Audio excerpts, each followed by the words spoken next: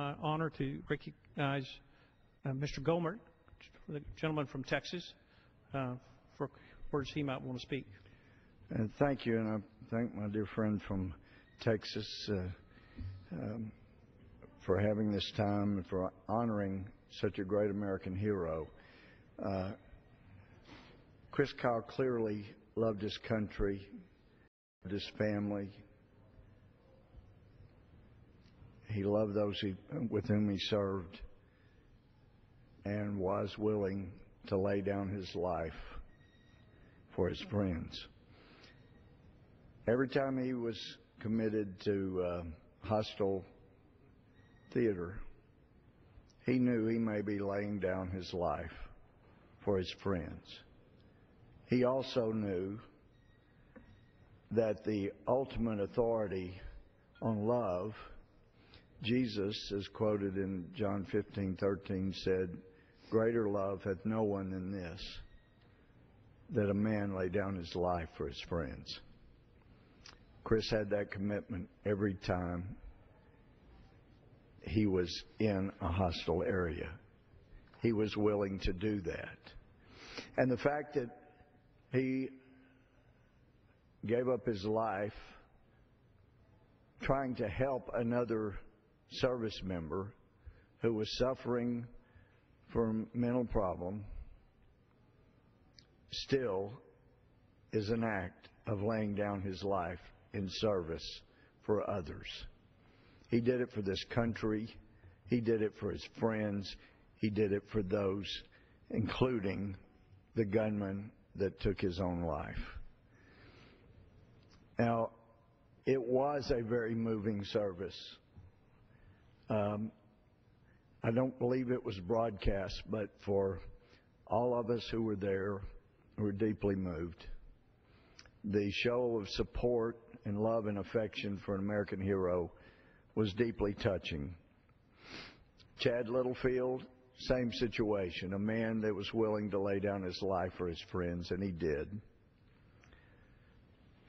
And I think most people, Mr.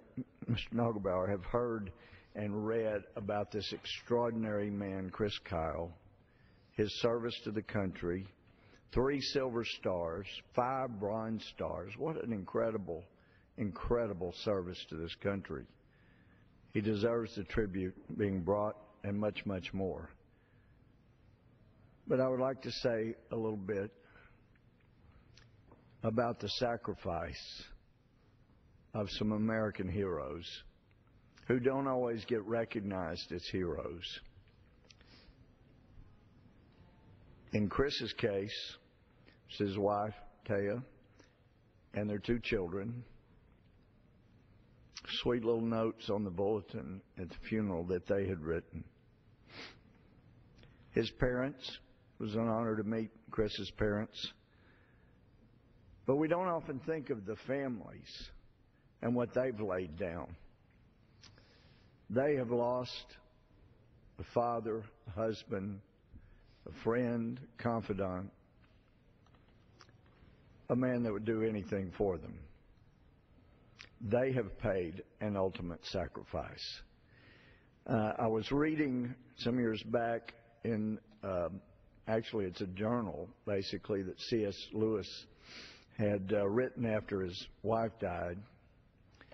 And one of the entries, he was talking about how much he missed his wife, how much he wished he had her back, and then he realized how selfish that was because she was in paradise, and his act of selfishness was to want the loved one to come back into a world that loved one would only have to someday again die before they could return to paradise. I believe with all my heart that Chris, as a Christian, is in paradise. He's greatly missed, and especially by those closest to him that paid that ultimate price. We wish he were back, but then he would have to go through that process again. C.S. Lewis said, he said, we've always heard that Stephen was the first martyr, But didn't Lazarus get the raw deal? And I never thought about it before. Jesus, we're told, raised Lazarus from the dead, and you can't find any reference in Scripture to Lazarus saying anything ever, because he might have said something like, I was in paradise, and you're bringing me back here now? But nonetheless, Chris has served honorably and well. He's greatly missed. And we should not forget the family members of those who have lost loved ones in service to this country. They have paid an ultimate price. His parents, his wife, his kids, his brother. Obviously, his brother sorely missed Chris. So a tribute to Chris, to those who have sacrificed in giving their loved one, Chris, for our country. And I yield back to my friend, Mr. Nagelbauer. I thank the gentleman.